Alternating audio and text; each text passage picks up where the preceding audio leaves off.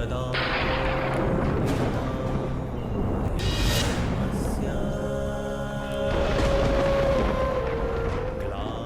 इस चीर के हर धागे का ऋण 100 गुना करके चुकाएगा तुम्हारा ये सखा। अभ्युत्थानम् अधर्मस्य तदात्मानं सृजाम्यहम्।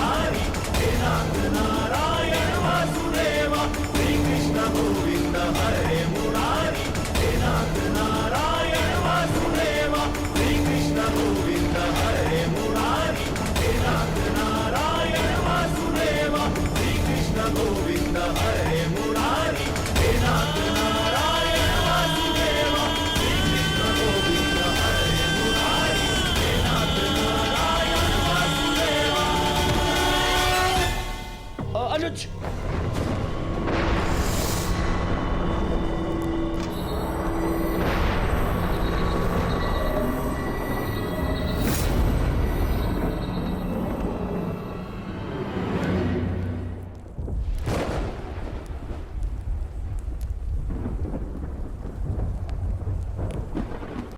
द्रौपदी,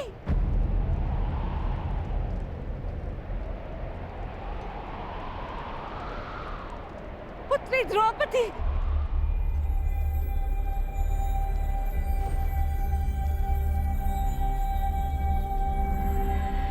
ये क्या अनर्थ हो रहा है सभा में?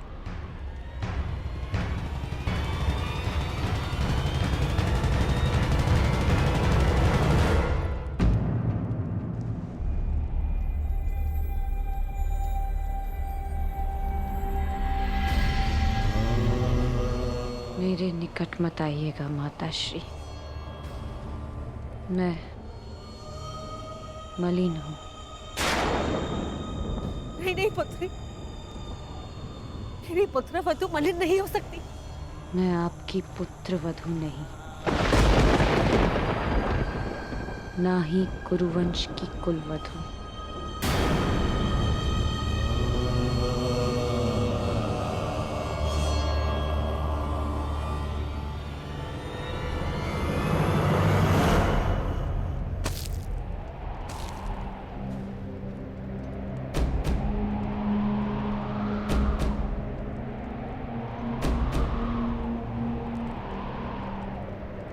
और ना ही आपके पुत्रों की पत्नी।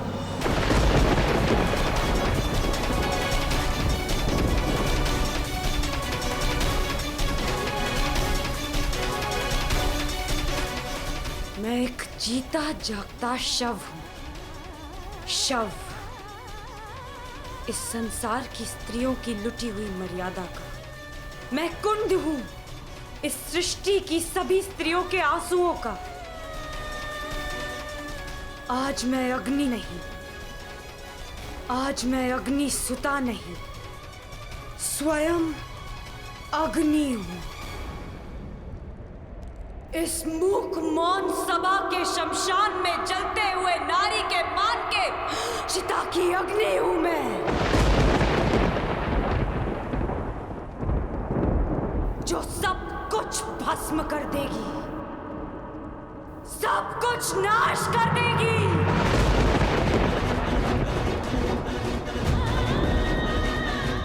मैं जीव नहीं, साक्षात मृत्यु हूं, केवल मृत्यु। इस सभा में उपस्थित प्रत्येक अधर्मी की केवल मृत्यु।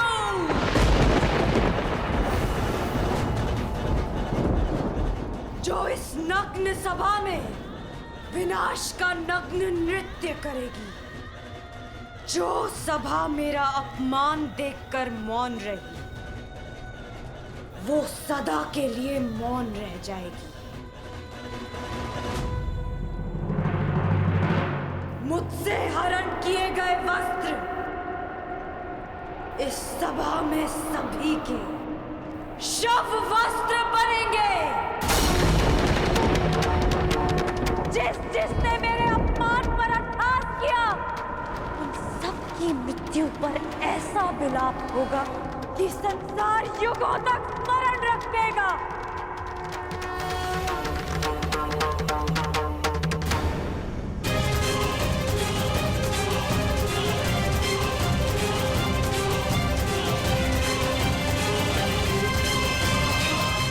मैं याज्ञसेनी श्राप देती हूँ इस सभा को। नहीं पुत्री, इन्हें श्राप मत दो। अपनी ज्येष्ठ माता की बात सुन लो। क्यों सुनूं मैं किसी की? क्यों? जब मेरी चीत्कार किसी ने नहीं सुनी तो फिर क्यों? क्षमा कर दो पुत्री। मेरा श्राप ही क्षमा है महारानी, क्योंकि यदि दंड दिया तो इसी जीवन के प्रत्येक क्षण में नर्क का अनुभव होगा इन्हें।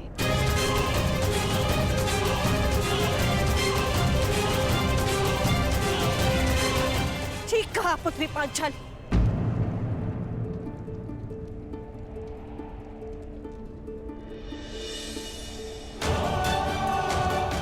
इन सबको जीवन के हर पल नर्क का अनुभव होना चाहिए।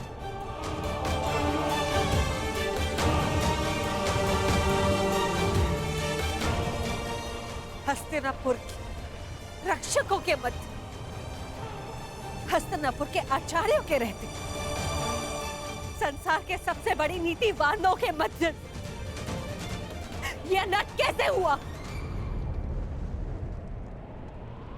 मैं आपसे पूछती महामंत्री, हस्तिनापुर में अंधे युग का प्रारंभ कैसे हुआ?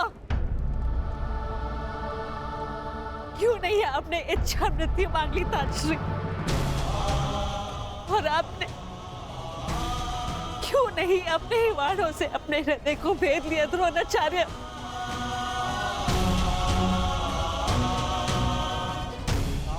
आज तुम्हारे मौन रहने के कारण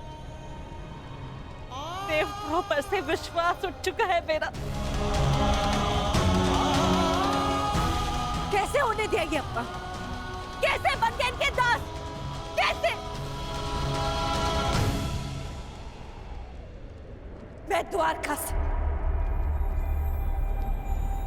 कृष्ण की नारायणी सेना लेकर आऊंगी और बलराम के बल से विनाश कर दूंगी इसका।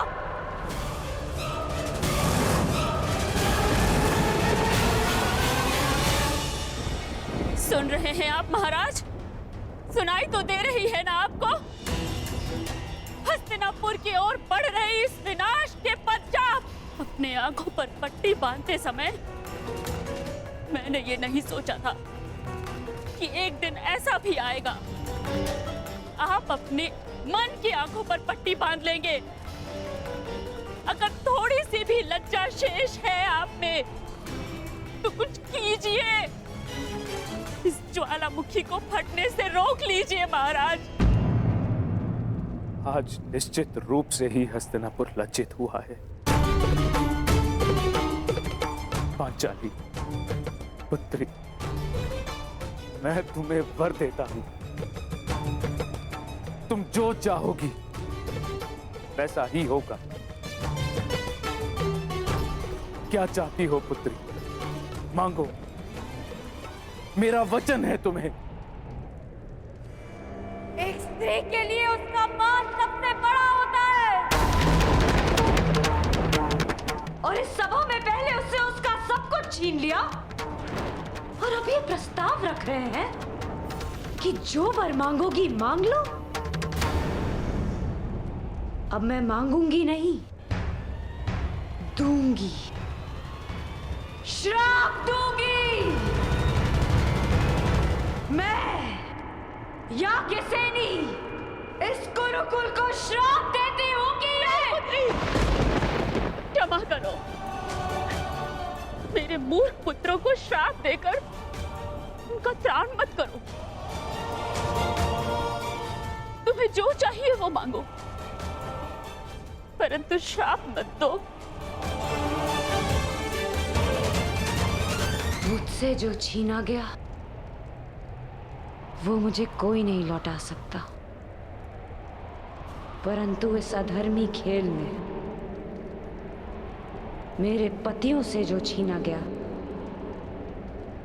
वो उन्हें लौटा दीजिए।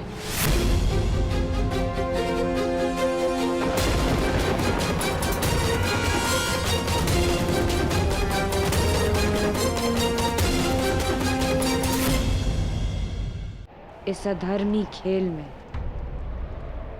उनसे उनका बल छीना गया, शस्त्र छीने गए, उनका राज्य छीना गया। उन्हें उनका बल, उनका मान, उनके शस्त्र और उनका हारा हुआ राज्य लौटा दीजिए।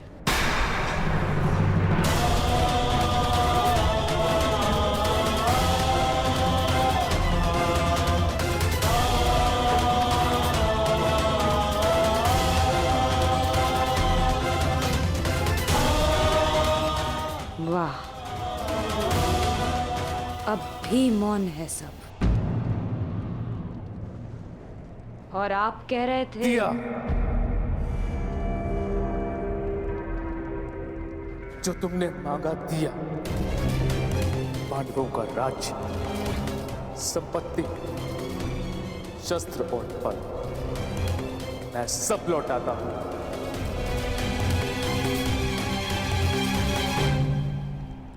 हे पिताश्री, मेरी जीती हुई संपत्ति को लौटाने का अधिकार आपको नहीं है पिताश्री। मैंने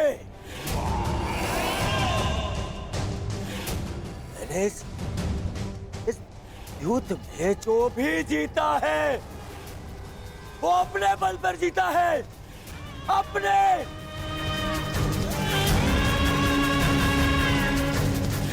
बिना छल के जीता है, बिना युधिष्ठिर को विवश किए जीता है, बिना धर्म किए जीता है। फिर क्यों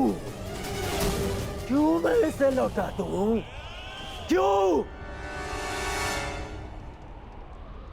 आप बताइए महामंत्री, पितामह आप बताइए, आप सब बताइए, क्या इस युद्ध में कोई भी अधर्म हुआ है?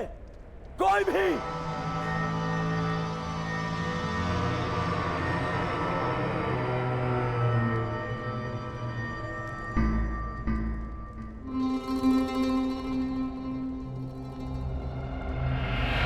फिर से मौन हो गए सब।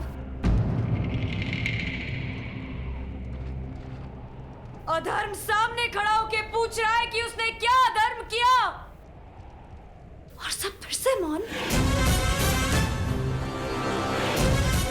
इस सभा में इतना सब कुछ हो जाने के बाद भी आप सब मौन है।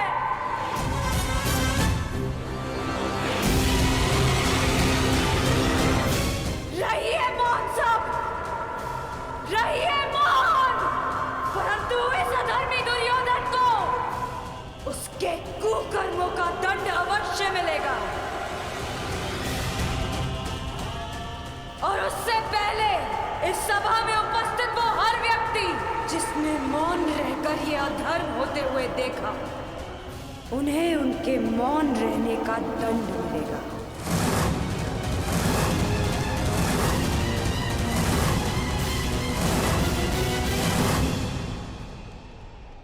श्राप है ये अग्निसुता द्रौपदी का।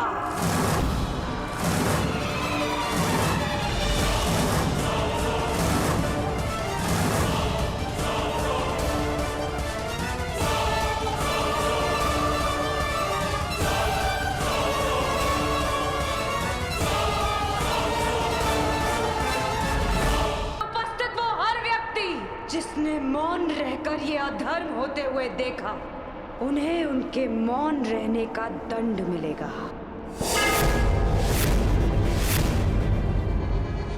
श्राप है ये अग्निसुता द्रौपदी का।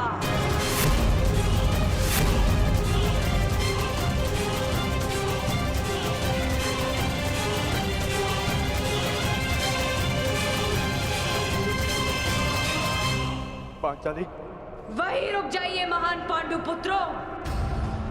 मैंने आपको क्षमा नहीं किया,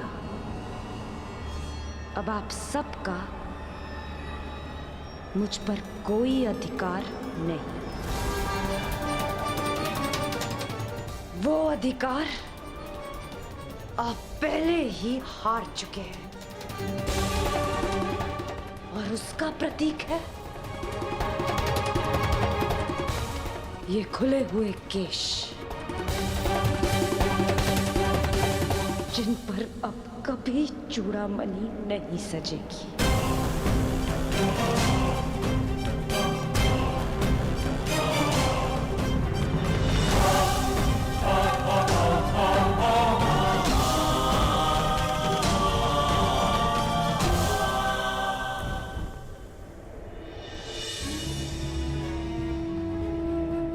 अपना जीवन दांव पर लगाकर स्त्री संतान को जन्म देती है, पुत्र के जन्म में अपना नया जीवन खोजती है। पीड़ा के उन पलों में भी उसकी आंखों में दुख के अश्रु नहीं होते। मुख पर प्रसन्नता, मन में संतोष होता है। और बदले में हम पुरुष उसे क्या देते हैं? पुरुष के किए गए हर कार्य का दंड अंततः स्त्री को भुगतना पड़ता है। क्यों? राम को दंड देने के लिए सीता का हरण होता है। सीता को ही अग्नि परीक्षा क्यों देनी होती है? युद्ध पुरुष करता है और पराजित स्त्री होती है। वीर गति पाकर पुरुष स्वर्ग भोगता है और विधवा होकर स्त्री नरक भोगती है। क्यों पुरुष का अहंकार जगता है और स्त्री की स्वतंत्रता को सुला दिया जाता है? जुए में, मदिरा के मद में धन पुरुष खोता है और भूख स्त्री के भाग्य में आती है। क्यों?